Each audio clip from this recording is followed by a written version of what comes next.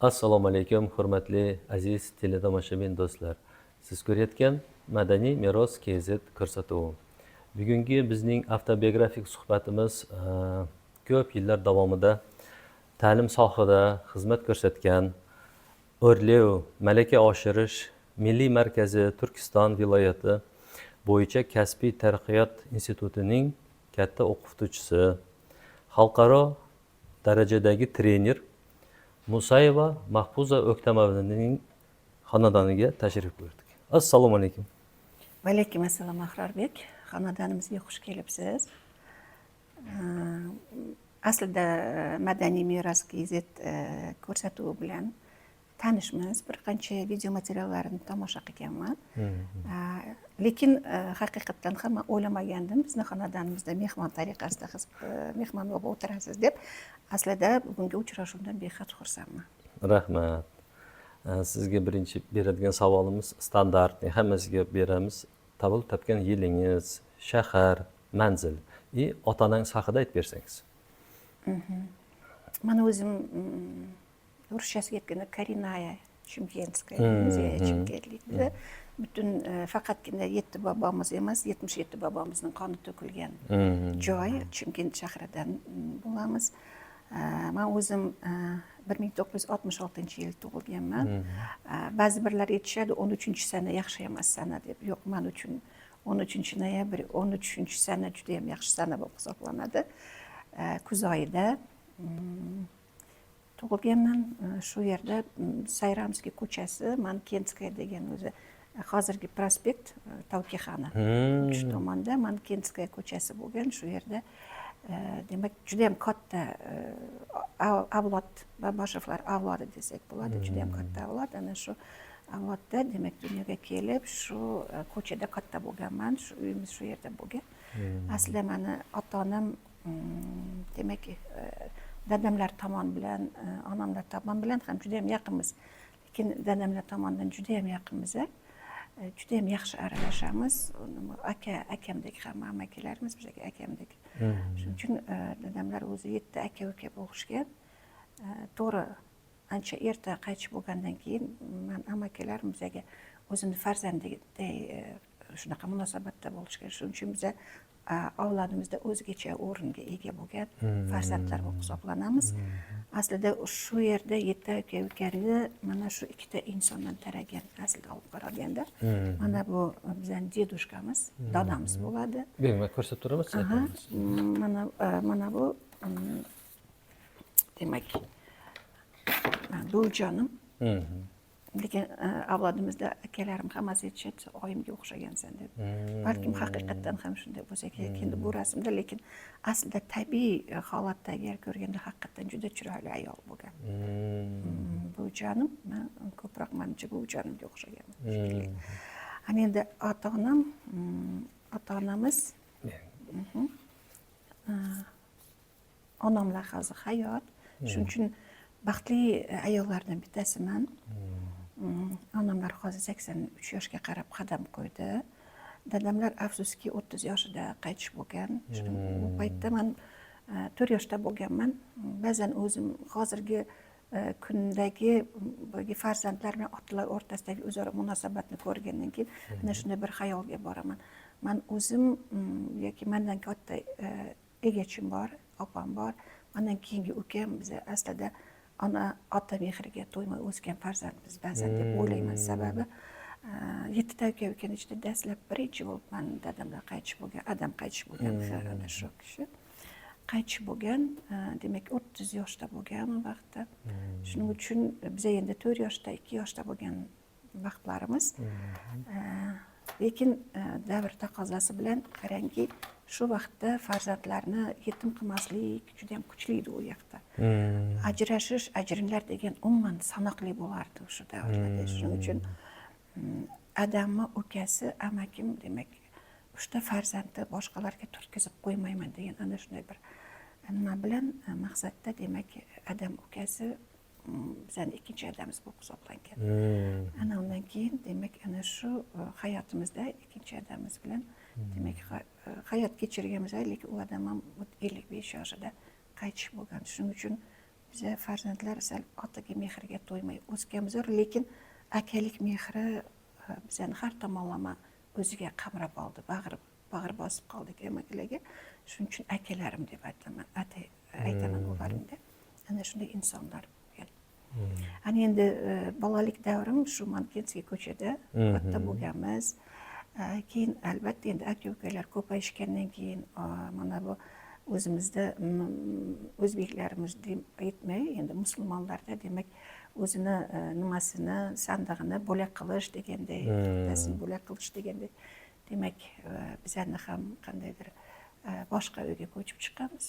Lekin amakilardan uzoqqa ketmadik. Asli olib qaralganda bitta shu Mankenskiy ko'chani o'zida amakimlarim, jiyanlarim, amakilarning farzandlari ana shunday mana bu ko'chamiz Mankenskiy emas, Babashevlar ko'chasi desa ham bo'ladi aslida. Ana shunday hammasi bir uydan keyin ana shunday yo jiyanlarimiz yoki akalarim ana shunday uylar joylashgan. Hattoki ukam ham uylanib, uylik joylik bo'ladiganda amakilardan uzoqqa ketmayman deb shu mahalladan o'zini tug'ilib o'sgan joyidan uy olgan deb hozir shu yoqda istiqomat qilishadi. Qaysi maktabga borgansiz? Institut, talabalik paytlarini aytib bersangiz. Men 30-Kuybishев nomli maktabda o'qiganman. Keyinchalik 4-sinfgacha boshlang'ich maktab, keyin 12-maktabga hozir Maksim Gorkiy nomidagi 12-maktabda tahsil olganman. Shu yerda 10-sinfni bitirib chiqqandan keyin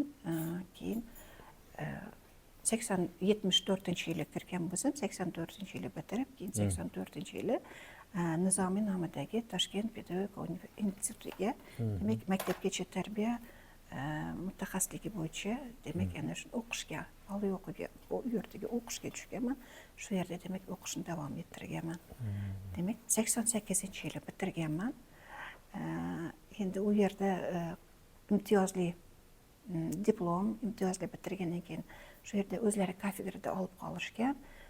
Toshkentdagi Nizomiy nomli pedagogika institutida, demak maktabgacha tarbiya kafedrasida, pedagogika kafedrasida, demak shu yerda nima qilganman, ishlaganman.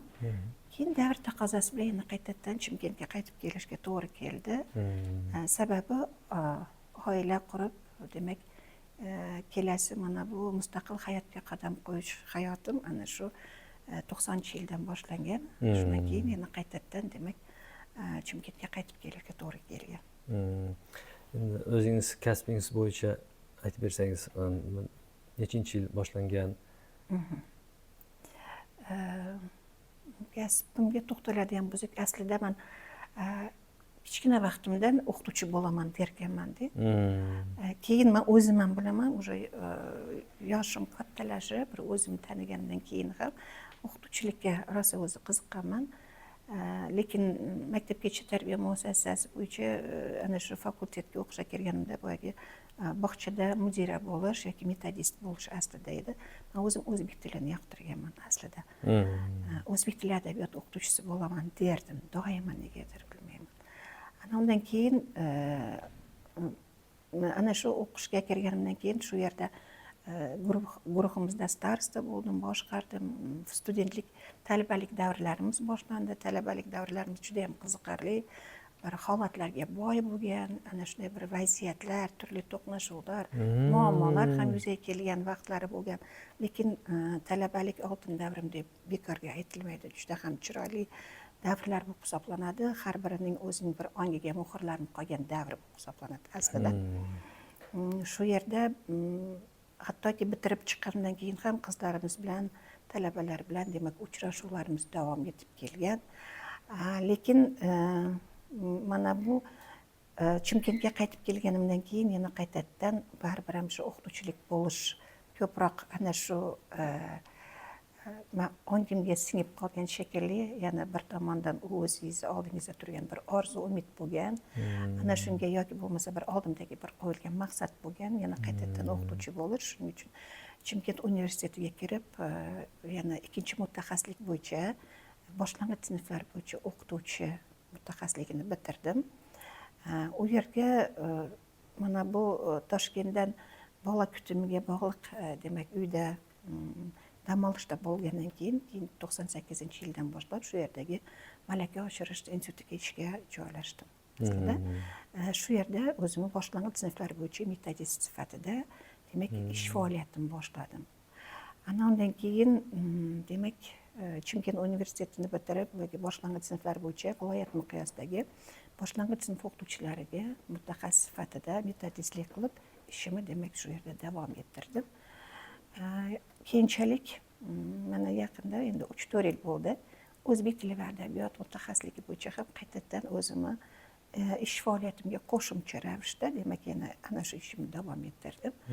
Bunga ancha sabablar bo'ldi. Ana shu sabablarga ko'ra hozirgi kunda demak men boshlang'ich sinflar, o'zbek boshlang'ich sinflari, qolaversa qozoq boshlang'ich sinflari bo'yicha malaka oshirish institutida O'rlov hozirgi kunda nomi o'zgardi institutimizni. Demak, men hozirgi 9-boshliq bilan ishlayapman. Chunki bizda direktor rahbarimiz almashib turdi. Hozir Turkistonga ko'chganimizdan keyin u yerda endi institutimiz nomi ham o'zgardi. Chunki biz faqatgina viloyatga qaraymiz, shaharga emas. Shuning uchun hozirgi kunda O'rlov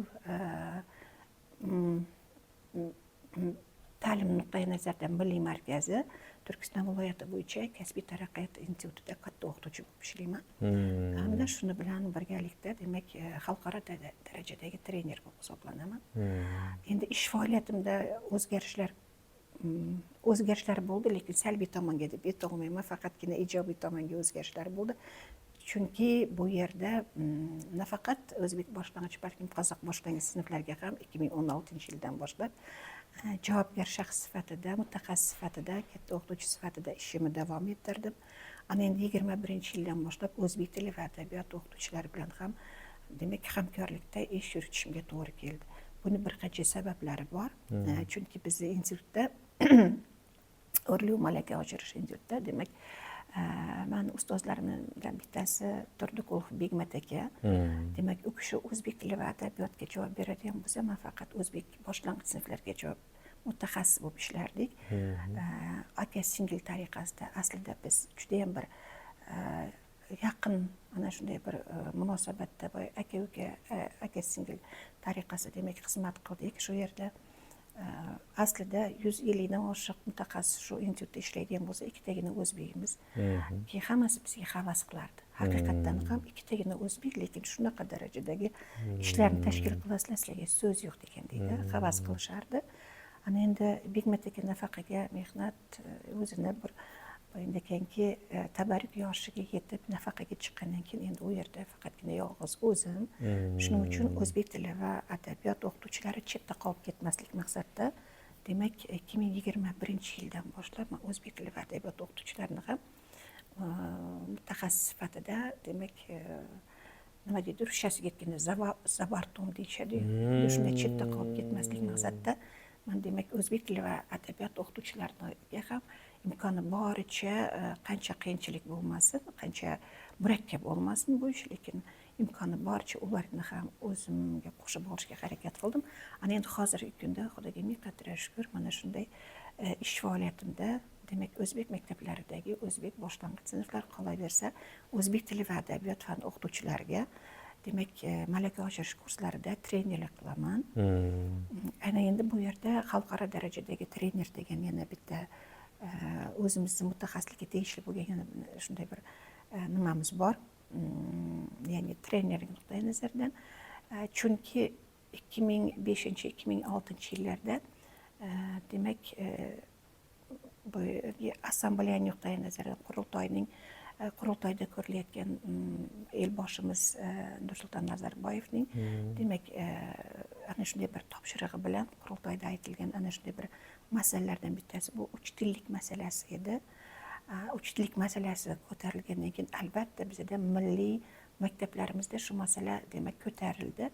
Chunki bizni milliy maktablarimizda biz ona tilimizni ham o'rganishimiz kerak, biz davlat tilini ham bilishimiz kerak, millatlararo til sifatida rus tilini ham bilishimiz kerak. Qolaversa, boshqalar bilan birday demak ta'lim sohasidagi o'zimizning o'rnimizni bilishimiz uchun, o'zimizning bilimimizni, saviyamizni yuqori darajaga ko'tarish maqsadida albatta ingliz tilini ham o'qishimiz kerak. Qarangki, bizlarni o'zbek tilida o'qitiladigan maktablarimiz 4 tilni o'rganib borishadi aslida.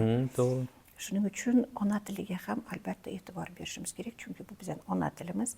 Mana bu tillar to'g'risidagi qonunda yoki bo'lmasa turli mana bu prezidentimiz Qosim-Jomart To'qayevning o'zining so'nggi maktublarida ham demak ko'p sonli, oz sonli bo'lgani bilan lekin zid joylashgan joylardagi millat vakillari o'zining ona tilida o'qish huquqiga ega. Ular uchun yangi texnologiya bormi, yangi metodika bormi? Demak, har tomonlama uni qamrab olish uchun sharoitlar yaratilgan bo'lish kerak degan o'zining bir moddalari bor, ko'rilgan bo'limlari bor, qarashtirilgan. Demak, ana shunga itoat etgan holda, demak, bizda o'zbek tilida o'qitiladigan maktablarimiz jami Chimkent shahri hamda Turkiston viloyati bo'yicha umumiy sonni aytadigan bo'lsak 140 ta maktabimiz bor. U yerda demak boshlang'ich maktabda dars beradigan o'qituvchilarimiz 2000 dan oshiq masalan. Hozirgi kunda o'zbek tili va adabiyot o'qituvchilarining soni ortib boryapti. Chunki ozgina son kamayish statistik nuqtai nazardan kamayish ham bo'ldi. Lekin mana kechagina biz Turkiston viloyatidagi Iqon maktabida viloyat miqyosida seminarda qatnashdik. Shu yerda mutaxassis bilan suhbatda bo'lganimizda hozir 620 dan oshiq demak bizning o'zbek tili o'qituvchilarimiz. Demak 620 dan 25 ana shunday endi 600 dan oshiq deylik. Demak 600 dan ortiq ana shunday pedagog xodimlarimiz, mutaxassislarimiz maktablarda o'zbek tilini takomillashtirish nuqtai nazaridan demak o'z ishlarini olib borishyapti. Albatta u bizning maqtanishimiz. Ana endi ko'ptillik masalasida ana shu o'zimizni ona tilimizni saqlab qolish hamda qolaversa davlat tilini rivojlantirish nuqtai nazaridan uch tillik siyosati nuqtai nazaridan ana shu ta'lim sohasiga kirishga harakat qildik. Dastlab bizda birinchi bo'lib ana shu maktablar qatorida Yusuf Soryomiy, Nuraliyev Bahodir aka boshqargan maktab hamda Zemat Husanov nomidagi maktab, ya'ni Yo'ldoshev Xolmurod aka boshqargan maktab dastlabki 3 tillik bo'yicha ish yuritgan maktablarimiz. Keyinchalik ana shu 2 maktab o'zining ish tajribasini respublika miqyosida ham tarqatish, nafaqat respublika miqyosida, balki xalqaro miqyosda ularning ishlari diqqatga sazovor bo'ldi. Ta'lim vazirligi tomonidan ularning ishlarini ommalashtirish haqidagi birinchi dastlabki o'zbek maktablarimizni ishini ommalashtirish masalasi ham qo'yildi. Ko'rdingizmi qanday bizni o'zbek maktablaridagi natijaning yuqori darajada bo'lganligiga bu dalolat. Ana undan keyin 2005-2006 yildan boshlab bizda demak Bektenaliyeva Saniya Xayrulayna degan kishi direktorlik qildi. Demak, u kishi har tomonlama qo'llab-quvvatladi. Ya'ni o'zbek tilida o'qitiladigan maktablarda ko'p tillikni joriy qilish, bilingval ta'lim metodikasini joriy qilish, qolaversa multilingval metodikasi bo'yicha ishni yuritishni har tomonlama u kishi qo'llab-quvvatladi. Qarangki, shu 2005-2006 yili biz press konferensiya tashkil qildik. Ana shu press konferensiyaning natijasi bo'yicha bizda viloyatda demak 6 ta maktab tayanch maktablar bo'lib tasdiqlandi. Ana shu ko'ptillik bo'yicha ana shu tizimga kiritdik 6 tagina maktabmi. Demak, O'rlovda shu ko'ptillik bo'yicha ta'lim nuqtai nazaridan ana shu maktablarga demak rahbar sifatida meni tayinladi hamda shu ishni men tashkil qildim. Demak, Inpo dialog degan bor, ya'ni nodavlat tashkiloti Igor Savin degan kishi bilan ishni boshlaganmiz. Demak, malaka oshirish kurslarini tashkil qildik. Ana undan keyin davlat ta'lim vazirligi tomonidan xatlari nuqtai nazaridan xatlar bilan chiqqandan keyin to'lig'i bilan demak shu bo'yicha ishni boshqarib hozirgi kunda bizda 16 ta maktabimiz ko'ptillik bo'yicha tayanch maktab hamda pilot maktablar qatoridagi maktablar hisoblanadi. Ularning natijasi juda ham yuqori. Ya'ni yagona milliy testni demak tayyorlashda 2-3 tillarni kiritib, demak testga tayyorlash, dars o'tishda ikkinchi tilni foydalanish, albatta o'zining tamoyillari bor. Ana shu tamoyillarga tayangan holda ishni tashkil qilish kerak. Ya'ni bir maqolamiz bor, sochni ol desa bosh olib qo'ymaydigan. Demak, ana shu tamoyilga tayangan holda demak imkoni boricha metodikasini har tomonlama o'rganib chiqib shu maktablarda demak tatbiq etgan holda biz ko'ptillik bo'yicha ish yuritdik. Mana 22-23 yillargacha shu ishimiz davom etdi. Lekin hozirgi kunda shu ishimiz ozgina to'xtab turibdi. Albatta biz Yevropada xavfsizlik va hamkorlik tashkiloti bilan bu ishlarni hammasini hamkorlikda olib bordik. O'rlov pilot maktablarimiz hamda mana bu Yevropadagi xavfsizlik va hamkorlik tashkiloti mana shu ko'ptillikni tashviqot, targ'ibot qilish borasida xalqaro miqyosda juda ko'p seminarlar o'tkazdik, konferensiyalar tashkil qildik.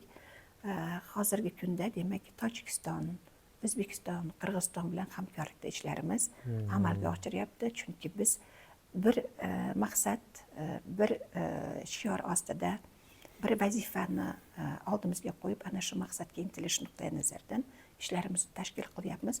U ham bo'lsa, demak, shu davlatdagi farzandlarni tarbiyalash, ularning raqobatbardosh bo'lishiga har tomonlama sharoit yaratish, ikkinchi, uchinchi tillarni ham bilish hamda qolaversa oliy o'quv yurtlariga byudjet asosida tekinga o'qishga kirishni davom ettirish. U ham bo'lsa, qolaversa mana bu oila byudjetiga o'zining hissasini qo'sh degan narsa. Bu yerda albatta ota-ona ham qiziqyapti. Demak, bolani o'zi ham qiziqyapti. Bu yerda haqiqatdan ham motivatsiya bo'lishi kerak. Hozirgi kunda bizni mana bu maktab bitiruvchilarimiz o'rtasida demak, o'quvchilarda ichki motivatsiya degan kuchaygan, chunki ular turli sayohatlar asosida, kvestlar asosida, demak, ana shu oliy o'quv yurtlariga borib, shu yerlarni ko'rishib, tomosha qilib, agar yaxshi o'qishsa, yaxshi natijani, yagona milliy testdan yaxshi natijani qo'lga kiritsa, demak, ana shunday oliy o'quv yurtlarida, nufuzli oliy o'quv yurtlarida o'qish imkoniyatiga ega bo'ladi degan ana shunday bir ularning ongiga singdirilyapti. Ular tanqidiy nuqtai nazardan mulohaza yurishyapti. Bu hayotdagi kelajak, kelgusi hayotga qadam ekanligini yaxshi tushunib yetgan farzandlarimiz, demak, imkoni boricha raqobatbardosh bo'lish maqsadida o'qishga harakat qilishyapti. Demak, hozirgi kunda ish faoliyatimda ana shunday ishlarni ham qatoridan olib borishga to'g'ri keldi. Qo'shimcha ravishda demak, ana shu boshlang'ich o'zbek tili o'qituvchilari bilan bizda uzluksiz, ya'ni hech qanaqa bir tanaffussiz demoqchiman. Demak, malaka oshirish kurslari tashkil qilinadi. Hozirgi kunda ham kuni kecha, masalan, hozir institut bazasida demak, o'qituvchilar, o'zbek tili va adabiyot o'qituvchilari bilan malaka oshirish kurslari tashkil qilinyapti. Hozir terma guruh deb atashimiz mumkin. U yerda Keles tumanidan, Sarig'och tumanidan, qolaversa Turkiston shahridan, Kentovu shahridan hamda Savron tumanlaridan hamda Qazg'ur tumanidan yig'ilgan bir guruh o'qituvchilari, o'zbek tili o'qituvchilari shu yerda malakasini oshirishyapti. Biz o'qituvchilarga 80 soatlik sertifikat beramiz. Ana endi u 80 soatlik sertifikat o'qituvchilarning portfoliyosiga juda ham katta xizmat qiladi. Chunki Ustoz platformasini O'rlov malaka oshirish instituti demak boshqaryapti.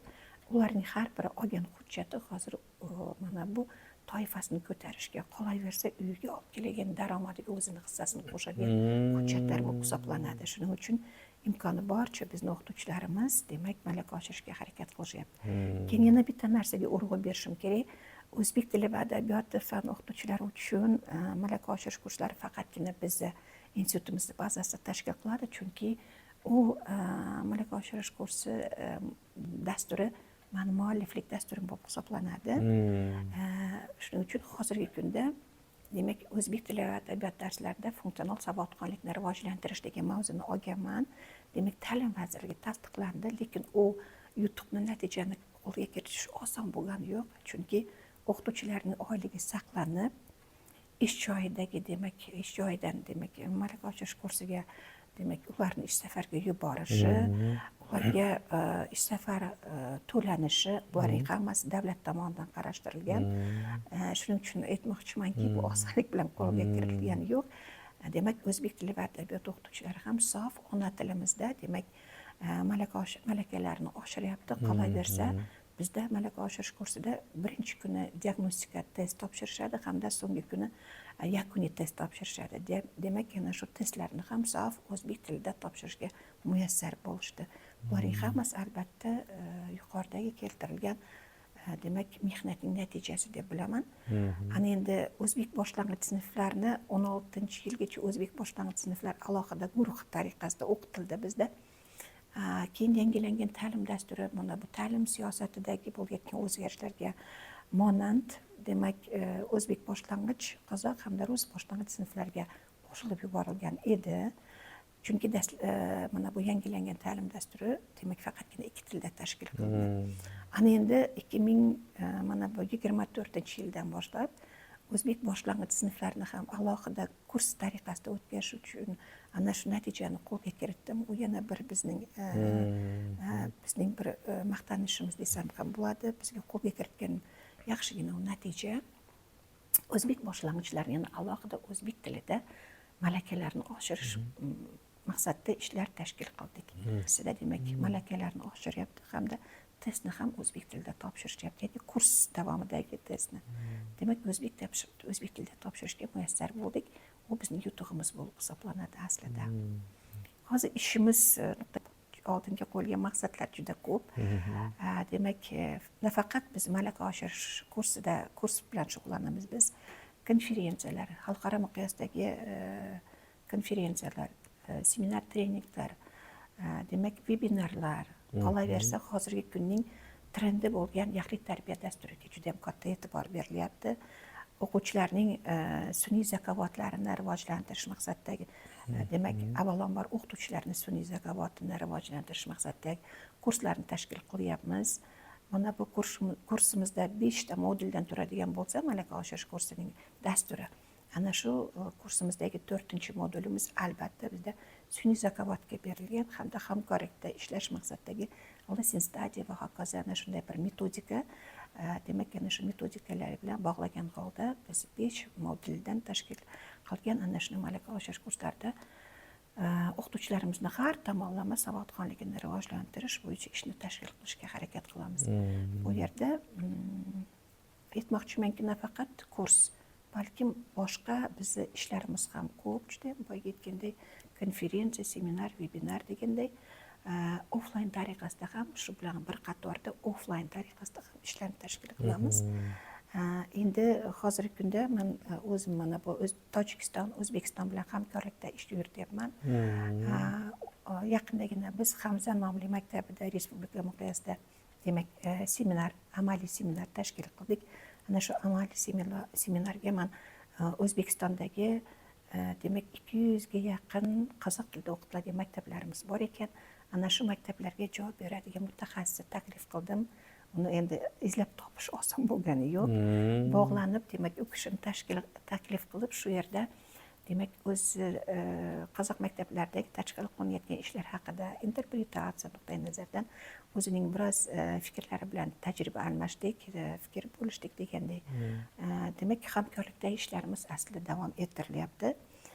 Shu bilan birga biz hududiy malaka oshirish instituti bilan ham memorandumga o'tirganmiz O'zbekistonda, hamda qolaversa Tojikistondagi ta'lim vazirligi nuqtai nazaridan ana shu akademiyasi tillarni rivojlantirish o'zining markazlari bor shu yerda Dushanbeda.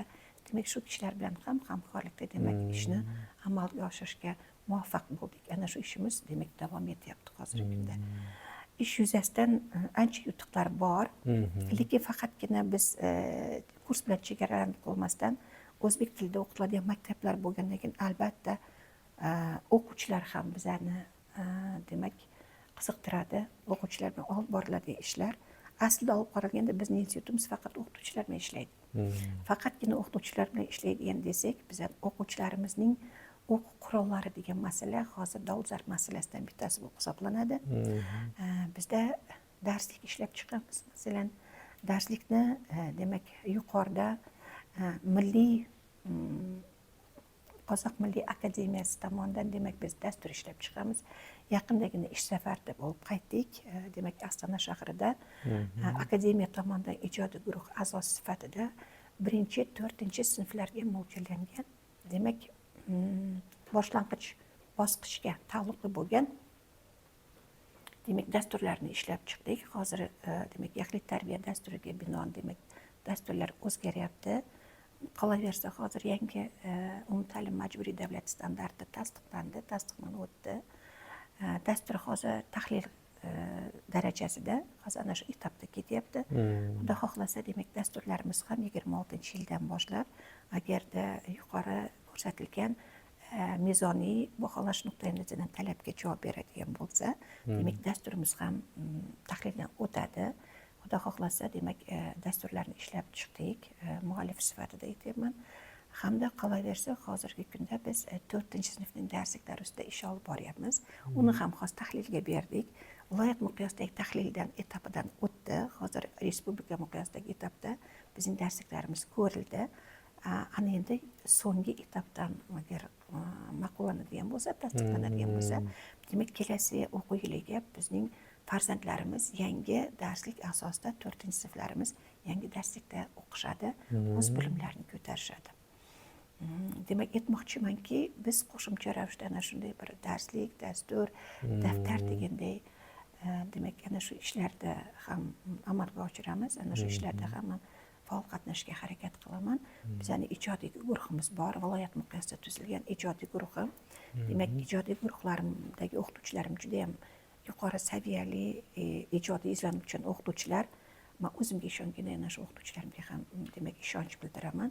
Demak, ular ham yuqori saviyadagi o'zining bilimlarini har tomonlama demak ko'rsatishga harakat qilgan hamda tasdiqlashdi ham. Chunki biz nafaqat birinchi nashrini, balkim hozirgi kunda alifbeni ikkinchi nashrini chiqardik. Demak, dasturning ikkinchi varianti ishlab chiqilyapti, ikkinchi nusxasi. Demak, mana bu darsliklarimizning ikkinchi 4-sinflarga hozir ikkinchi nusxasi chop etilyapti. Demak, imkoni boricha mahalliy yozuvchilarimizni kiritgan holda, imkoni boricha mazmunini har tomonlama Qozog'istonning fuqarosi bo'lganimizdan keyin albatta Qozog'iston ufqi urib turadigan ana shunday darslikni ishlab chiqyapmizki, demak bu yerda davlat ramzlaridan boshlab butun mana bu mahalliy yozuvchilarimizning she'rlari, hikoyalari albatta biz yosh xususiyatlarni hisobga olgan holda darslikka kiritishga harakat qilyapmiz. Bu yerda sizning kitoblaringiz bor ekan, hozir попросим оператора передать книги. Siz bir qator aytasiz, men ko'rsatib beraman.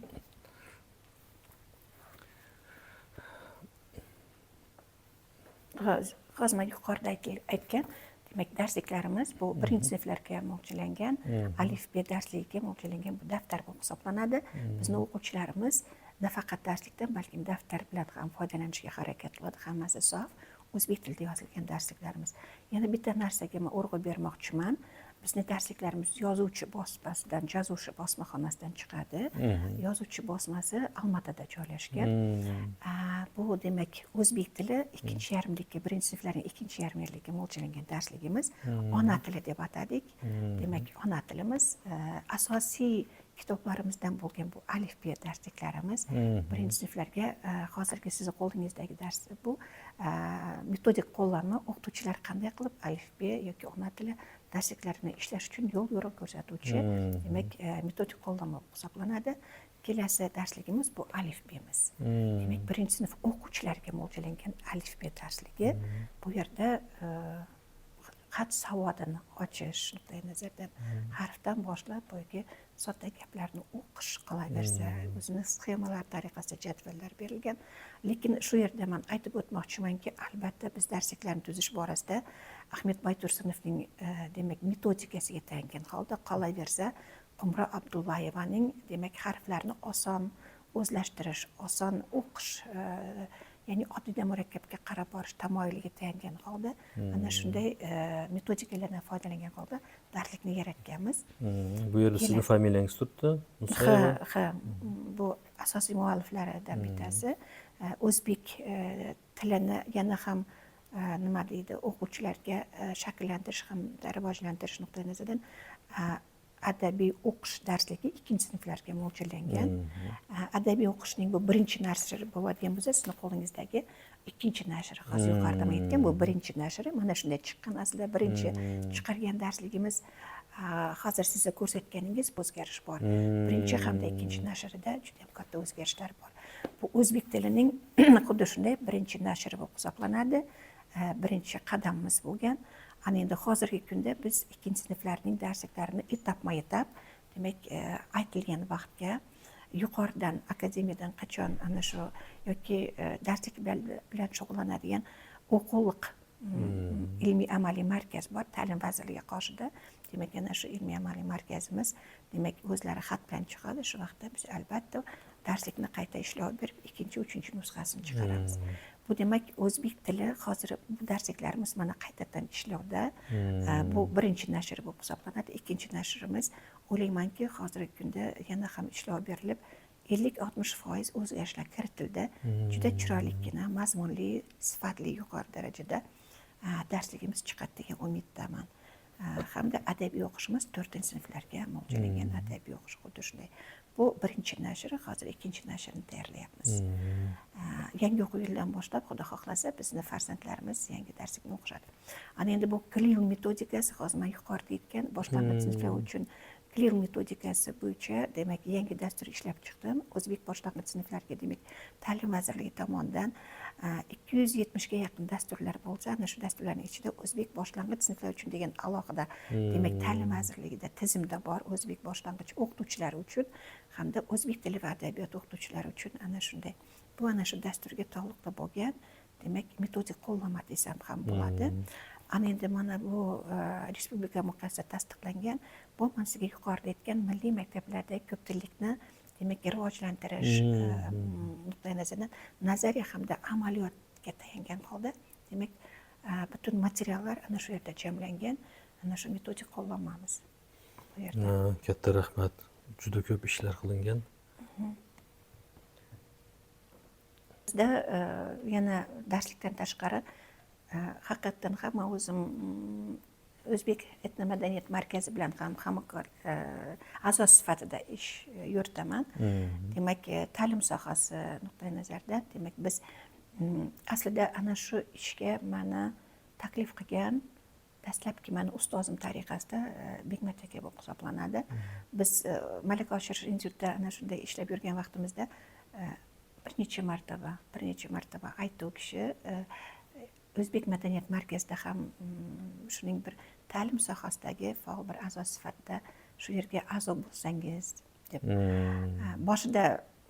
Boshida to'g'ri ozgina oyoq tortishga to'g'ri keldi, chunki bu yerda oila degan narsa bor.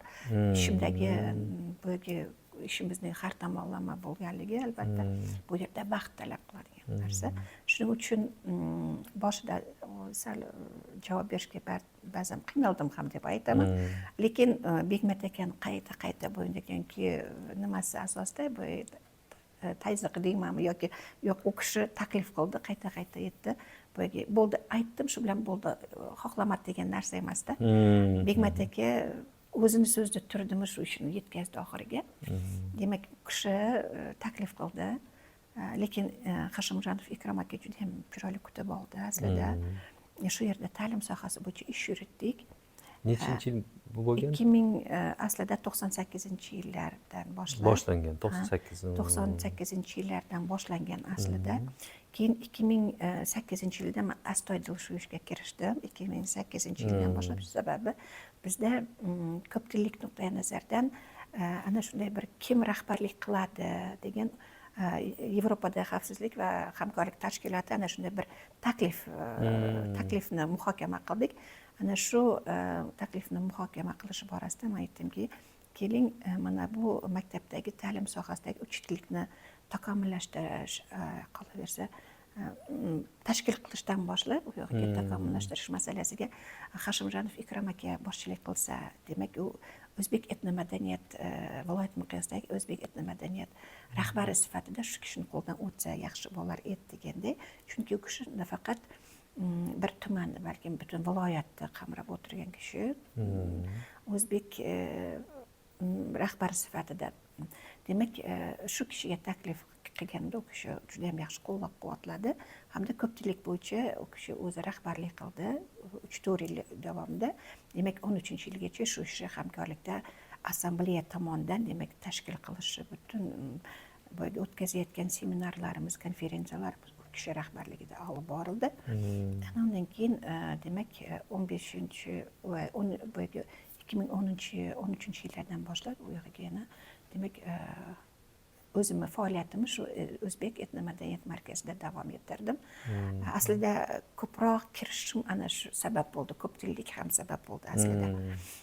Hozirgi kunda respublika miqyosidagi do'stlik assotsiatsiyasi O'zbek etnomadaniyat markazida demak ta'lim sohasida ishlarni demak a'zosi sifatida ta'limiy nuqtai nazardan yo'nalish bo'yicha demak ana shu ishda ham faol qatnashyapman. Qolaversa hozirgi kunda Gulchehra Kamalovna bilasiz, kollejda Ismoilov kollejining direktori, shu kishi bilan hamkorlikda demak onalar kengashi ham shu yo'nalishda ham demak shu sohada ham demak faol qatnashishga harakat qilyapman.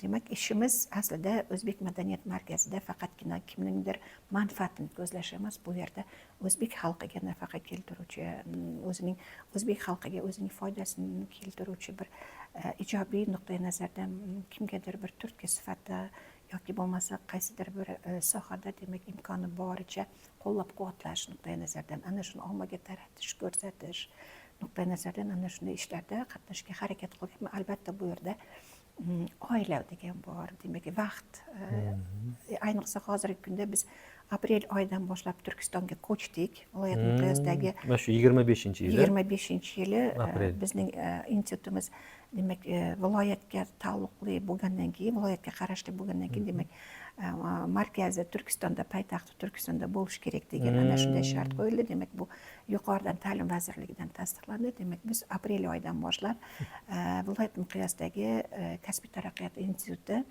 demak Turkistonga ko'chganmiz. Bu yerda doimo ish safarda bo'lishga to'g'ri kelyapti. Shuning uchun hozir hammasini bir vaqtning o'zida bir necha sohani yetaklab borish ham, darslik ham, dastur ham, etnomadaniyat markazidagi faollik, o'zingiz ta'lim yoki bo'lmasa onalar kengashidagi ishlarni olib borish har tomonlama haqiqatdan sizdan vaqtni talab qiladi. Chunki shanba yakshanba uyga keladigan bo'lsak, men oila bilan, nevara bilan bo'lishni ham demak orzu qilib kelasan.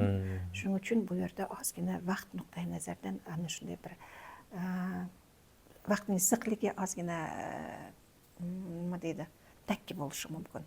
Aslida qaraganda har tomonlama ulgurishga lekin harakat qilyapman. Ishimizda hozirgi kunda ana shu imkoni boricha o'zbek tilidagi O'rlov degan jurnalimiz chiqadi. O'rlov nima degan? O'rlov taraqqiyot degan ma'noda ketyapti. Taraqqiyot degan Taraqqiyot, ma'nosi. rivojlanish, o'sish degan ma'noda ketyapti. Aslida O'rlov malaka oshirish, ya'ni kasbiy taraqqiyot institutimizda demak O'rlov Turkiston degan jurnalimiz chiqadi. Ana shu jurnalda demak bizning o'qituvchilarimiz bemalol sof ona tilida, ya'ni o'zbek tilida o'z maqolalarini berishlari mumkin. Demak u respublika miqyosidagi jurnal bo'lib hisoblanadi. Ana shunday ishlarni ham amalga oshirishga harakat qilyapman. Keyin boshqa yana jurnallarimiz bor. O'qituvchilarimiz bemalol o'zining mahoratlarini tajriba almash maqsadida shu jurnallarimizda o'z maqolalarini chop etishlari mumkin. Qo'shimcha ravishda biz bellashuvlar ham o'tkazib turamiz. Bellashuvlar ham bellashuv bo'lsin yoki o'qituvchilarga taalluqli bo'lgan olimpiadalar hammasi o'zbek tilida tashkil qilinadi. Bizning institutimizda demak u rejaga kiritilgan, aslida u qarashtirilgan. Chunki o'zbek tilida ishlaydigan mutaxassis bor, demak shunga hozir demak bemalol o'zbek tilida tashkil qilishimiz mumkin, imkoniyatimiz bor demoqchiman. Chimkentdagi manzil O'rlov qayerda bo'lgan?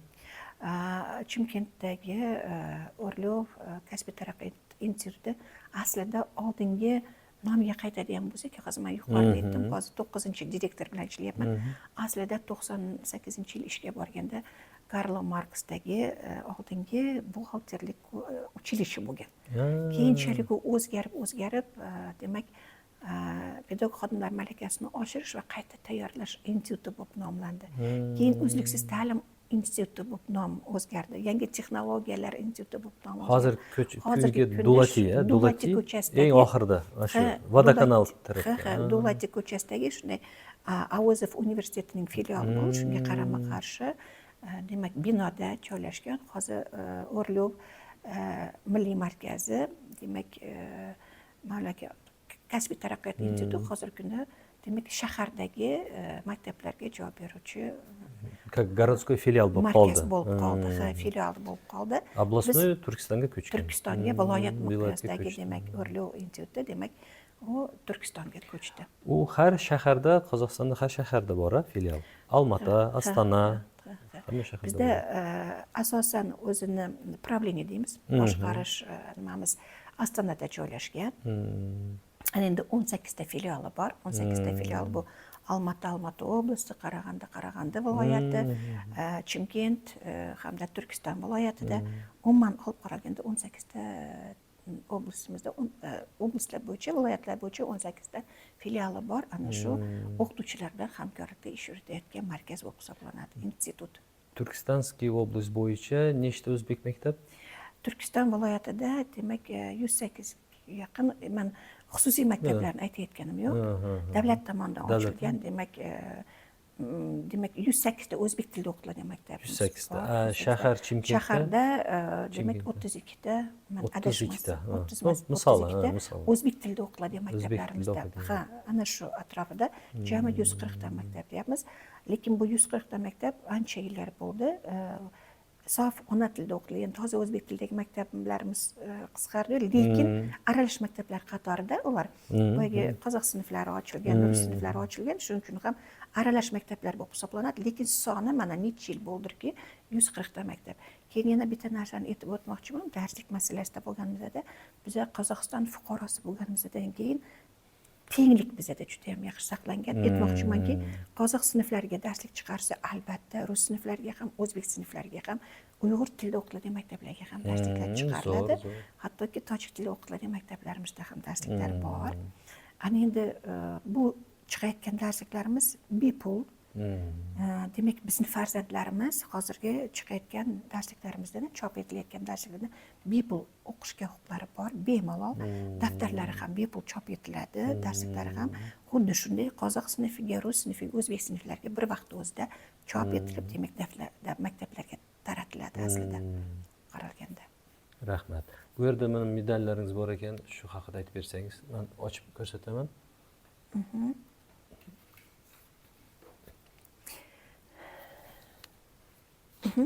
Bu medalimiz demak assambleyaning 25 yillik O'zbek etnomadaniyat markazi tomonidan berildi. Aslida assambleyaning Qozog'iston xalq assambleyasining 25 yilligiga mo'ljallangan elboshimiz demak Nursulton Nazarboyevning nimasi bilan tizimidagi medal bo'lib hisoblanadi.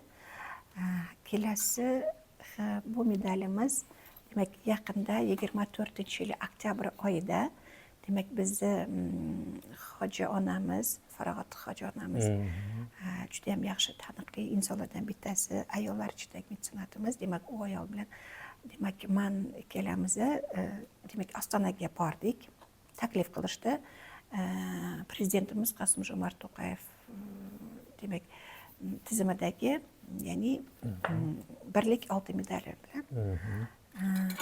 Ana endi bu medallarimiz demak Respublika do'stlik assotsiatsiyasi tomonidan 20 yillikka demak mo'ljallangan medallar, 30 yillik nuqtai nazardan berilgan medallar bo'lib hisoblanadi.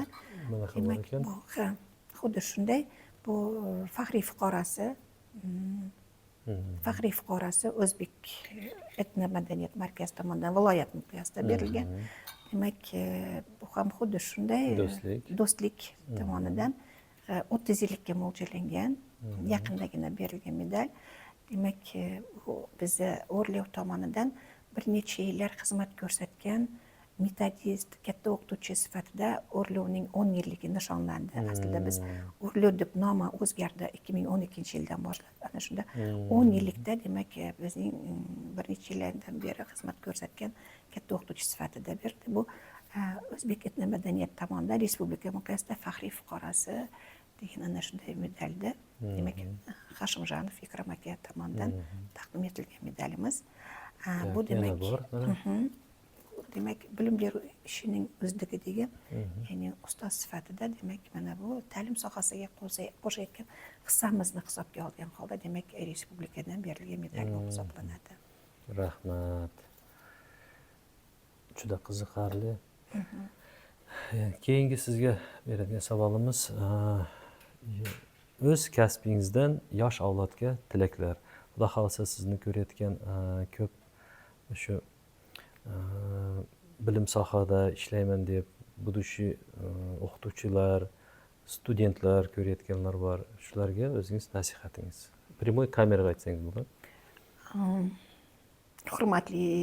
Hurmatli hamkasblar, demak biz ko'proq o'qituvchilar bilan ish yuritamiz. Shuning uchun aytmoqchimanki, hurmatli hamkasblar, sizga hozirgi kundagi dolzarb bo'lgan ta'lim sohasidagi trendlar bo'lgan boyagi tanqidiy nuqtai nazardan mulohaza yuritish yoki bo'lmasa sun'iy intellekt, yaxlit tarbiya dasturi qolaversa, mana bu o'quv jarayoniga tatbiq etish mumkin bo'lgan yangi metodika, texnologiyalarni har tomonlama o'zlashtirib olishingizga tilakdoshman.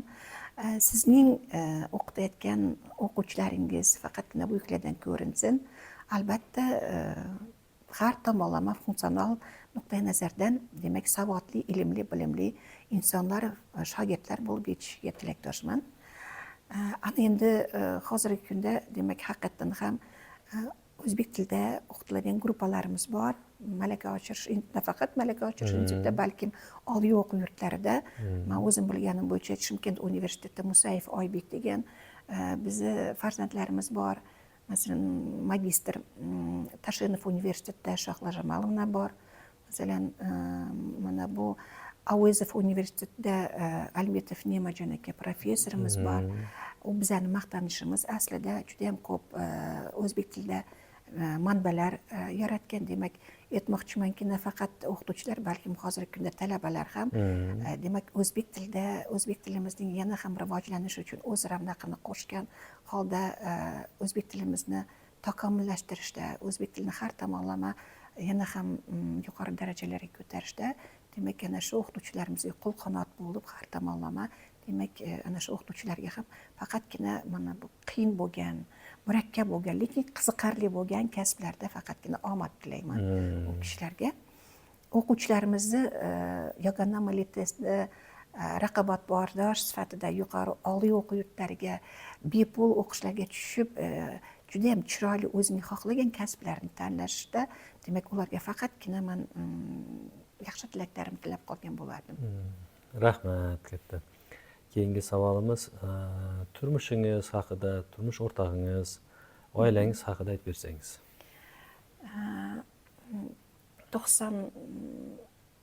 1991-yildan boshlab aslida Chimkentda oila qurdik. Demak, katta uyda qolganman. Keldik vazifani bajarishga harakat qildim, aslida olib qaralganda. Dadamiz grek-rim kurashi bo'yicha trener bo'lib, hozirgi kunda trener bo'lib ishlaydi. Demak, o'z kasbining mohir ustasi desam ham bo'ladi u kishi. Demak, uning katta trener ham bo'ldi viloyat miqyosida. Demak, uning o'quvchilari sport tomonidan o'quvchilari hattoki Sidneygacha borib kelgan o'quvchilari bor. Sidney olimpiyskiy xalqaro miqyosdagi chempionat mira deydi, o'zini chempionat Aziya deydi. Masalanda o'zlarini bir nimalari bo'yicha etaplari bor. Demak, ana shunda o'zining o'quvchilari, demak, qatnashgan ana shunday bir katta musobaqalari ham bor. Demak, o'z shuning uchun ham aytyapmanki, o'z ishining ustasi deb. Hozirgi kunda u kishi zborda, ular dam-badam zborga borib turishadi. Shu yerda mana bu katta bir musobaqalar bo'lishidan oldin albatta ular zborda o'quvchilarni, o'zini bolalarini tayyorlashadi. Shuning uchun u kishi aslida o'zining kasbini sevgan. Demak, inson. Men u kishini juda qattiq hurmat qilaman. Demak, qaynatam surati bor, rasmlari. Qaynatam juda ham yaxshi inson bo'lgan. Bir necha yillar, men aytmoqchimanki, 40 yildan oshiq mana bu bizga yaqinroq bo'lgan Tsvintsoy zavod bo'lgan. Ana shu Tsvintsoy zavodda juda ham Aglat sex degan sexi bo'lgan. Aslida zararli sex, lekin shunga qaramasdan, demak, bu kishi shu sexda ishlagan, ishchi bo'lib ishlagan. 84 yoshida qaytish bo'ldi. Dunyo yorug' olamni tark etdi, lekin juda ham nima deydi, mehnatkash, zabardast, o'zining ishiga haddan tashqari berilgan ana shunday inson bo'lgan. Men o'zim ota mehriga to'ymagandan keyin men qaynatamga juda ham qattiq bag'ir bosganman. O'zim otamdek ko'rganman u kishini. Ba'zan u kishining bo'yiga maslahatlari yoki o'rni ba'zan hali ham menga bilinib turadi. Qaynanam ana shu Tsvintsoy zavodda, zavodning o'zining bog'chasi bo'lgan, bola bog'chasi bo'lgan. Bola bog'chasida demak tarbiyachi bo'lib ishlagan. Juda ham aqlli inson bo'lgan. Ismlari? Marg'ub opa. Musayev Vahab aka, Vahab doda deylik, Marg'aba oyi, demak, shu bog'chada demak tarbiyachi bo'lib ishlagan bir necha yil. U kishi 92 yoshda qaytish bo'ldilar. 92 yoshga keldi. Demak, biz u kishini qo'lda demak birga turdik. U kishini qo'lda turdik. Aslida olib qaraganda haqiqatan ham meni qaynonam deb agar ataydigan bo'lsam, qaynonam meni tarbiyaladi. Musayevlar avlodida o'zimni o'rnimni bildirdi demoqchiman. Qayniyurtda qanday hurmat qilish kerakligini o'rgatdi aslida. To'g'ri, men Toshkentda o'qiganman. Mana bu 18 yoshgacha onamdan olganman tarbiyani. Butun sharoit, uydagi sharoit to'g'ri. Sal erkaroq bo'lib o'sganman. Chunki bizni avlodimizda erkaklar ko'proqda, qizlar kamroq edi. Ota tomonidan. Demak, akalarim bo'yiga otadan erta vafot qilgandan keyin amakilarimiz, ya'ni akalarim meni juda ham shunaqa bir erkalab o'stirishgan. Erkak bo'lganimda ana shu avlodda Oliyog'i yurtiga tushgan birinchilardanman deb aytsam mubolag'a bo'lmaydi. Balkim shu tomondan ham men akalarim qattiq hurmat qilgan bo'lsa kerak. Juda ham yaxshi yordam berishgan menga. O'qish vaqtimda har tomonlama, demak, mablag' tomonidan, kiyim va hokazo tomonidan juda ham katta qo'llab-quvvatlashgan. Ana endi mana bu turmushga chiqqandan keyin, endi o'zimizni mustaqil hayotga qadam qo'ygandan keyin shu uyda haqiqatan men ham qaynonam tarbiyasida katta bo'ldim desam ham bo'ladi. Ko'z qarashim o'sdi. Balkim hayotga boshqacha bir qarashga to'g'ri keldi. Erkalik orqada qoldi desam ham bo'ladi. Demak, qaynonam aslida tarbiyaladi. Haqiqatan har tomonlama. Men yuqorida aytgandek, Musayevlar avlodida kelinlik vazifani bajarish, Musayevlar bo'yiga qayniyurtni hurmat qilish nuqtai nazaridan men ko'z qarashim o'zgardi. Demak, bu katta uy bo'lgandan keyin har tomonlama. Bu hozir o'tirgan xonadon bu katta uy, Katta uyimiz bo'lib hisoblanadi. Bu nima rayon deyiladi? Bu Hamzavi yoki Smuga kiradimi? Sumu 4. Sumu 4. Kunbatis, ha? Kunbatis ko'chasi, oldin Zapadniy ko'chasi deyiladi. Zapadniy ko'chasi deyiladi. Hozir endi tarjima qilindi, Kunbatis ko'chasi deyiladi. Kunbatis ko'chasida turamiz. Farzandlaringiz haqida ismlari? Farzandlarimga keladigan bo'lsam, 3 ta farzandim bor. Farzandlarim Xudoga ming qadra shukr. Demak, meni suyanchig'im. Bolalarim meni suyanchig'im. Bolalarim meni borim. Qizim mening orim. Bittagina qizim bor. Demak, 2 ta o'g'il farzand. Kattasi o'g'il farzand, demak, G'ofurxon. Demak, 21-maktabda, Chexov nomli 21-maktabda o'qigan, shu maktabni bitirdi. Shu maktabning bitiruvchisi bo'lib hisoblanadi. Demak, mana bu Tibayevda dastlabki o'qishini mana bu Tibayevda boshladi. Ana undan keyin demak, ekonomический fakultetda bitirdi. Demak, hozir u ham oliy ma'lumotli, hozir o'zlarini biznes yo'lida demak ishini davom ettiryapti. Tarazda hozir ana shu Lengerskiy marojniy deymiz, shu tarazda demak ana shu ishni shu yerda boshqarib o'tiribdi. Молодец. Demak, qizim ximiyaga juda ham qiziqqan. Aslida katta o'g'lim matematika, fizikani juda ham yaxshi bilardi. Shuning uchun ana shu baribir ham shu tortdi, shekilli ekonomический fakultetda bitirdi. Qizim kimiyani juda ham yaxshi bilardi, kimiyaga qiziqardi o'zi. Ismlari? Musayeva Hamida. Hamidaxon demak farmatsevtikani bitirdi. Keyin qandaydir meni ishimga ham qiziqdimi, boshlang'ich sinf bo'yicha ham demak Tashanov universitetini bitirib oldi. Ham o'qituvchi, hamda farmatsevtika bo'yicha demak u nimada aptekada, dorixonada mudira bo'lib ishladi. Hozir endi bola kutim bilan demak uyda. Kenjatayimiz demak Akmalxon. U maktabda u ham matematikadan juda ham kuchli bo'ldi. Aslida matematikani yaxshi bilardi.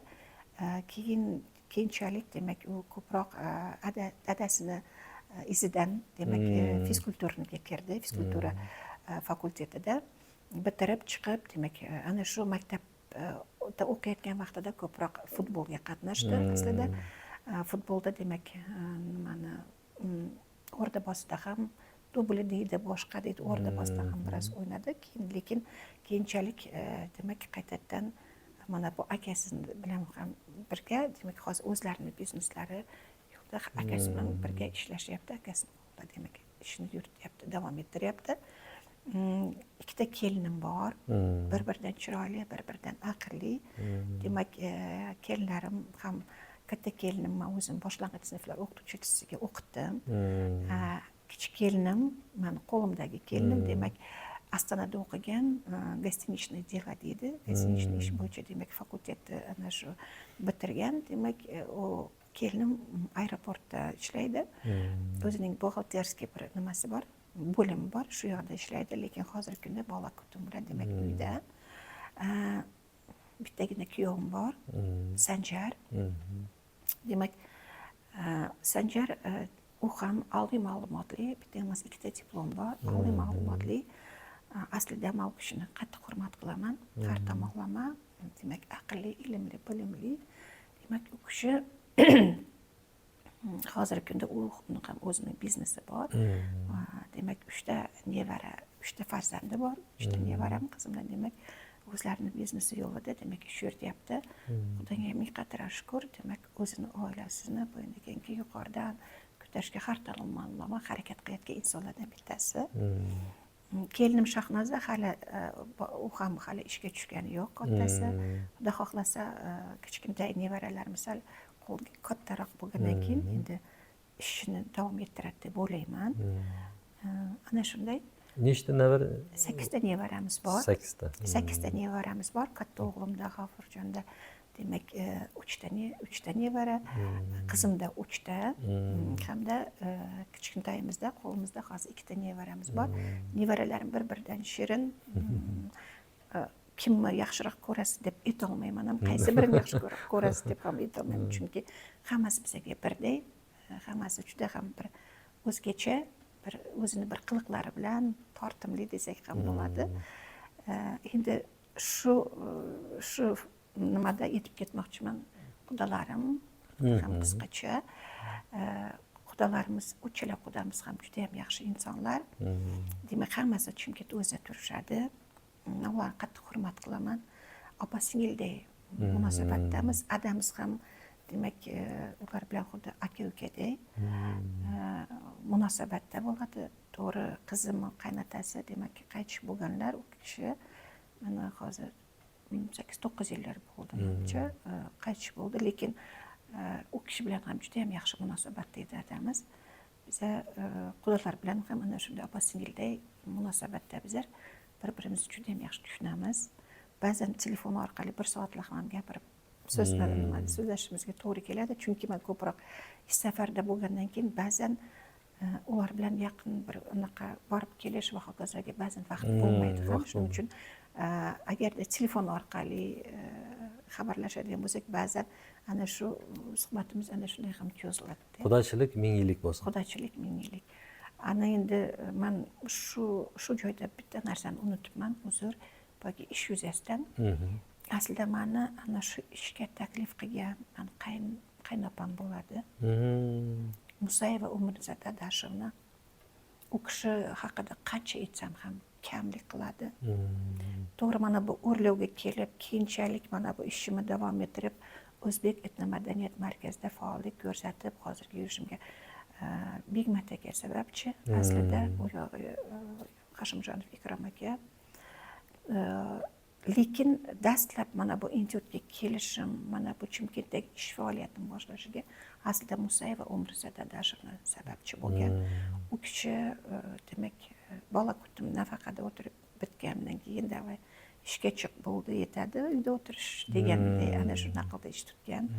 Demak, qaynonamni demak ko'ndirgan u kishi. Ana shu malaka oshirish institutiga borganda u yerda har doim ish safarida bo'ladi degan.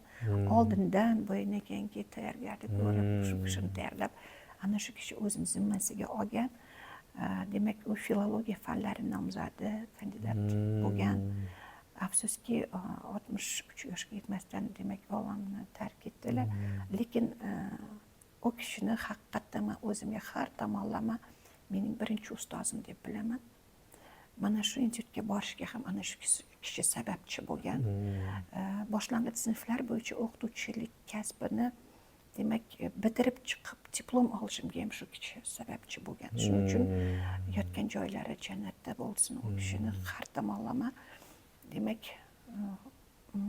ismlarini aytganda o'zi menga o'zgacha ta'sir qiladi u kishi. Haqiqatdan menga har tomonlama hayotimdagi mana bu bo'layotgan hamma o'zgarishlarga shu faoliyatimiz shu markazda boshlashimga aslida shu kishi sababchi bo'lgan. Keyin u kishi qaytish bo'lishdan oldin men o'zi Ostonada edim, shu vaqtda Ostonada edim. Eshitdim u kishi og'ir bo'lib qolganlik, to'satdan bo'ldi u narsa. Og'ir bo'lib qolganligini eshitganimdan keyin Ostonadan uchib kelishimga to'g'ri keldi. U kishi bilan suhbatda bo'ldik. Demak, shunda meni chaqirib hamda dadamizni chaqirib aytganda, "Kelinimni men senga ishonyapman. Farzandimni dadamizga aytdi, "Dada, farzandimizni men senga ishonyapman" dedi. Qarangki, ba'zan biz endi bu hayot-ku, to'g'rimi? Hayot ba'zan biz ana shu narsani yoddan chiqarib qolishimizga ham sal qoladi. Ishimiz ko'p vaqt bo'lganda, nevaralarim mana endi nevaralar yoki bo'lmasa boyagi ko'proq ish safarda bo'lganda ba'zan men xabar oldimmi yoki bo'lmasa ularda kelini qanday ekan yoki farzandi qanday ekan deb imkoni boricha boyagi vaqt kelib qolgan vaqtda qo'llab-quvvatlashga harakat qilamiz. Xabar olib turishga harakat qilamiz, lekin aslida men shu kishilarga juda ham ko'p qarzdorman deb bilaman. Aslida shu kishining farzandlari hozir demak Shimkent universitetida Oybek ukamiz ishini davom ettiryapti. Kelini Nadira xonim demak hozir 40-maktabda, Hamza nomidagi maktabda boshlang'ichlarga dars beradi. Demak ana shu ular Umrzoq opamni aslida pedagoglik ishini ana shu farzandlari hozir davom ettiryapti. Nevaralari ham hammasi o'qituvchilar bo'lishdi aslida. Rahmat. Juda qiziqarli. Keyingi savolimiz sevimli mashg'ulotlaringiz. Qiziqarli savol. Qiziqarli savol, bilasizmi? Ahrorbek, men konkret aniq bir yo'nalish bo'yicha shu narsaga qiziqaman deb ayta olmayman. Ko'p narsaga qiziqishga harakat qilaman. Balkim bunga oilam ham sababchi deb o'ylayman. Ikkinchidan ishimni ana shunday ish safarda ko'proq bo'lganligiga ham sababchi deb o'ylayman. Bo'sh vaqtimda ko'proq oshxonada bo'lishni xohlayman. Ba'zan chiroyli bir taomlar pishirishga harakat qilaman, lekin ko'proq endi oshxonada kelinim bo'ladi aslida. Keyin masalan ba'zan agar sharoit shuni talab qilib turgan bo'lsa, gullarga ham qiziqaman. Agar sharoit talab qilib turgan bo'lsa, vaqtim bo'ladigan bo'lsa, aslida kitob o'qishga ham qiziqaman. Keyin asosiysi ko'proq ozodachilikka ko'proq e'tibor beraman. Ko'proq o'zim ham nimadir vaqtim bo'lsa, ozgina mana bunday uyda nevaralar qaytgandir, bir sayrga chiqib ketsa va hokazo ko'proq uy ishlariga o'zim qo'limni o'tkazishga ko'proq harakat qilaman. Keyin yana bitta sal meni balkim nima deydi, ruschasiga aytganda slabый joyim deymiz. Ko'proq sayohatga ham qiziqaman. Sayohat menimcha hattoki birinchi o'rinda desam ham bo'ladi. Imkoni boricha ko'p narsaga qiziqishga harakat qilaman. Ana endi kitob o'qishga harakat ko'proq bo'sh vaqtimda ko'proq kitob o'qishni, mutolaa qilishni haqiqatdan yaxshi ko'raman, lekin bu yerda so'nggi kitoblaringiz deb savol berishingiz mumkin. Men aniqlayapman. Demak, kitob o'qishga kelganda yaqinda ustoz menga demak sayramdagi bir uchrashuvda Suzuk yoqda degan kitob sovg'a qilishdi. Hamda bir qo'limga Amir Temur Yevropaliklar ko'z qarashida degan ana shunday qo'limga ana shunday bir monografiya tushib qoldi. Ana shu kitoblarni o'qib haqiqatdan ham madaniy ozuqa oldim desam bo'ladi. Ma'naviy ozuqa oldim desam ham bo'ladi. Chunki u kishilar u kitoblarda Ahmad Yassaviy hamda Amir Temur haqida hayoti, ijodi, umuman butun mana bu yer yuzini bosib olishdagi o'zining sa'y-harakatlari haqidagi ko'p, juda ham ko'p tarixiy ma'lumotlar keltirgan. Aytmoqchimanki, tarixiy kitoblarni juda ham yaxshi ko'raman. Imkoni boricha mana shunday kitoblarni ko'proq o'qishga harakat qilaman. Rahmat. Keyingi savolimiz hayotdagi shioringiz. Жизненное кредо deyiladi. Bilasizmi? Mana bu daryodan oqayotgan oqayotgan suv kabi hayotdagi insonning yoshi o'zgarishi bilan kirdi ham o'zgaradimi, maqsad ham o'zgaradimi degan o'tganda siz bir savol berganingizda shu haqida bir o'ylanib qoldimda. Masalan, yosh vaqtimda, yosh davrimda ijodkor ustoz bo'lsam ekan, mana bu ishimda taniqli bo'lsam ekan, qanaqadir bir o'z o'rnim bo'lsa ekan deb orzu qilardim. Haqiqatdan yosh davrimiz bo'lgan. Ana endi hozir yoshimiz kattaygan sari hayotimdagi kredo, ya'ni maqsadim ham o'zgaryapti. Masalan, farzandlarim har tomonlama ilmli, bilimli bo'lsa ekan derdim. Hozirgi kunda men aytmoqchimanki, oilaviy nuqtai nazardan aytmoqchimanki, hayotni qayta boshlashga imkoniyat bersa, siz nimadan boshlagan bo'lardingiz deb ana shunday bir savol berilsa, men xuddi shu yo'ldan borgan bo'lardim. Hech narsani o'zgarmasdi, hech narsani o'zgartirmasdim. Xuddi shu yo'ldan, xuddi shu oilamni, xuddi shu dadamizni, xuddi shu farzandlarimni, xuddi shu qudamdalarni, xuddi shu kasbimni tanlagan bo'lardim. Masalan, aytmoqchimanki, eng qiziqarli bir voqealardan men nima uchun yana oilaga qaytyapman. To'yimiz bo'lgandan keyin, endi bilasiz, bizda o'zbeklarni rasm bo'yicha orqasidan boyagi tog'orada ovqat yuborish bo'lardi. Yodingizga tushayotgan bo'lsa, 40 kunni olib boradimi? Ha, ana shu narsa bo'lardi. Endi olib kelishga men uyni umuman ko'rmaganman. Masalan, bizning to'yimiz o'zi juda ham tez bo'lgan. Ana shunaqa, chunki dadamiz zborga ketmoqchi bo'lganda, oyim ana shunaqa tez to'yni o'tkazib keyin ketasan degan bir naqada mancha ish tutilgan. Shunda uyga adresini aytsang, boy ovqat olib bormoqchimiz deganda, men qanaqadir sizdan keladi harf zapotni umuman yodimdan chiqib ketganda, Zarechная улица deganman deb, ular boyagi Sumudagi Zarechная улицani, udana kinodagi Visnana Zarechная улица deganda, Zarechная ko'chasini izlashganda, unaqa ko'cha yo'q bu yoqda deb. Ana shunda rosa kulishgan aslida. Keyin ikkinchi bir to'yimizdan oldin o'zi 2-3 martagina uchrashganmizda boyagi Hoji Muqan stadioni bor.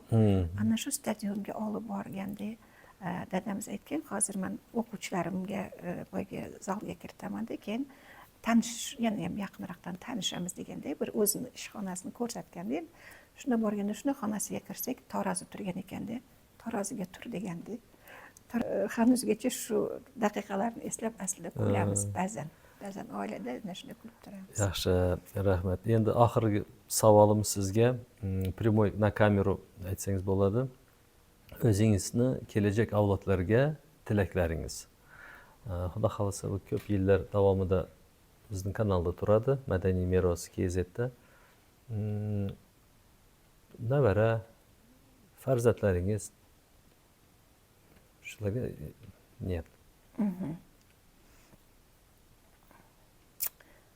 Men farzandlarimga yuqorida aytganday, ana shunday o'z o'rnini topgan insonlar qatorida bo'lsa deb armon qilaman.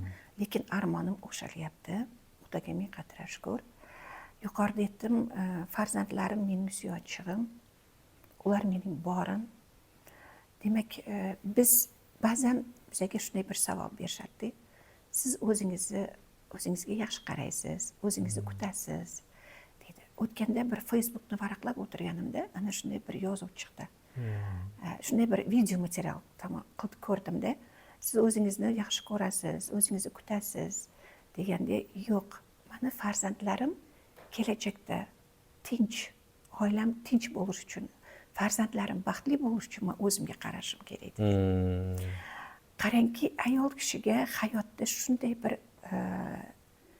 bir narsa berilar ekanki, ayol kishiga hayotda xohlasang, uddalasang chiroyli bo'l, faoliyatda qatnash derkan. Xohlasang aqlli bo'l derkan. Lekin hayotda sabrli bo'lish va irodali bo'lishga sen majbursan derkan. Haqiqatdan ham hayotda ayol kishi sabrli va irodali bo'lishi kerak. Sababi bizga suyanib turgan farzandlarimiz bor. Biz ularni qo'llab-quvvatlashimiz kerak, to'g'ri yo'lni ko'rsatishimiz kerak. Shuning uchun bo'lajak avlodga, farzandlarimga aytmoqchi bo'lganim, mani farzandlarim dadasini yo'lidan boradimi, mani yo'limdan boradimi, lekin hanuzgacha biz yuzimizni yerga qaratgani yo'q. Kelinlarim ham xuddi shunday, kuyov bolam ham xuddi shunday. Aytmoqchimanki, mana bu hayotdagi nimaiki yaxshi narsa bo'lsa, ana shu faqatgina o'zining mehnati orqali, halol mehnatlari orqali ana shu yaxshilikka erishish. Hayotda o'z o'rinlarini topishi, hayotda nevaralarim bo'ladigan bo'lsa, men o'zimiz erta otadan erta qolganimizdan keyin hozirgi farzandlarimni, nevaralarimni erkalayotganini ko'rib men o'zim bahramand bo'laman. Men o'zimga har tomonlama oziq olaman, hayotiy oziqani olaman. Shuning uchun aytmoqchimanki, har doim nevaralarimni qoshida otasi, onasi bo'lsin. Mani farzandlarim yonida har doim otasi, onasi bo'lsin. Qaynonam haqiqatdan farzandlarini juda ham yaxshi tarbiyalagan. Biz 3 o'g'ilmiz, 3 aka-uka, bitta qaynisinglim bor. Ular tarbiyasi juda ham yuqori darajada deb ayta olaman. Qaynim ham sportsmen, tishlo atletika. Demak, qaynog'am o'zini qo'li oltin. Har tomonlama har narsa qo'ldan keladi aslida. Aytmoqchimanki, ana shu qayn yurtda bo'lsa ham bir-birimiz bilan muloqotda bo'lishimiz, muloqotda, muomalada bo'lishimiz ham yuqori darajada bo'lsa deb xohlayman. Bir-birimiz bilan bo'lgan insonni qadrlash degan narsa bor. Shuning uchun aytmoqchimanki, bir-birimizni qadrimizga yetsak, mehr ko'zda deydi, bir-birimiz bilan ko'proq uchrashib tursak, bir-birimizni qo'llab-quvvatlasak. Aslida olib qaralganda, ana shuni o'zi bir niyat emasmi? Olib qaralganda. Aytmoqchimanki, hayotdagi nimaiki erishayotgan bo'lsa, halol yo'l bilan imkoni boricha bir-birimizni qo'llab-quvvatlash hamda birga hurmat degan narsa. Ana shu hurmatlashda aslida olib qaralganda. Demak, ularga ham yaxshi, faqatgina baxtli, chiroyligina hayot kechirib, umrjonlari uzoq, tanjonlari sog' bo'lishini xohlab qolardim. Hammasi o'z yo'lini topgan insonlar ana shu yaxshi kunlari bardavom bo'lib qolsa derdim. Katta rahmat. Mana shu tilaklar qatorida sizlarga ham, aynan sizga nisbatan tilagimni ham bildirmoqchiman. Mana bu boshlagan ishingiz aslida payg'ambarlarning ishi deb ham atasak bo'ladi. Siz tarixga o'zingizni ko'p hissangizni qo'shmoqchisiz. Aslida bu oltin harflar bilan yozilib bo'ladigan tarixiy voqea bo'lyapti. Ana shunday bir ilmli, bilimli, taniqli yoki bo'lmasa qandaydir bir o'zining ishlari bilan, demak, ko'zga tushgan insonlar haqida, ularning hayoti, faoliyati haqida ana shunday bir ko'rsatuvlarni tashkil qilyapsiz. Bu juda ham yaxshi, tasanno desam ham bo'ladi. Sizni ishingizga faqatgina omad, mana bu boshlagan ishingiz bardavom bo'lsin. Rahmat.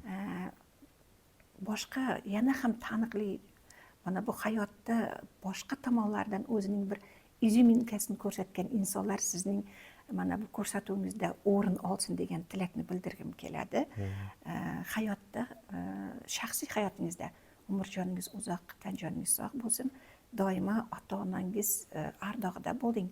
Sizning ham xonadoningizdan, demak, farzandlaringiz kulgisi arimasin. Sizning yoningizda doimo chin do'stlaringiz topilsin. Qandaydir bir orzu umidlaringiz amalga oshmagan bo'lsa, Alloh tomonidan 2 barobardan amalga oshsin. Chunki biz insonlar ana shunga loyiq insonlarmiz. Albatta bu yerda bizni xatti-harakatimiz katta rol o'ynaydi. Sizga tilaydiganimiz, Mahfuza Baktamovna, uzoq umr, sog' salomat bo'ling. Mana shu o'zingiz katta oilaga bosh bo'lib yuring. Boshqarma qo'shaqaringiz. Siz bilan yaxshi kunda ko'rishaylik. Sog'-omon bo'ling.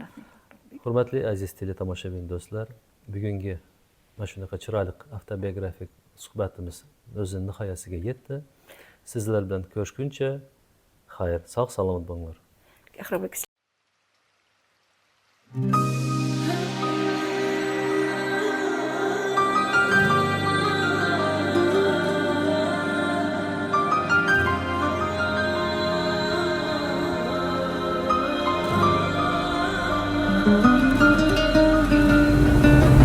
bir istagimning chorasini topgan men menga tosh otganga jonini otgan, dard cheksam mo'ltirab yonimda yotgan.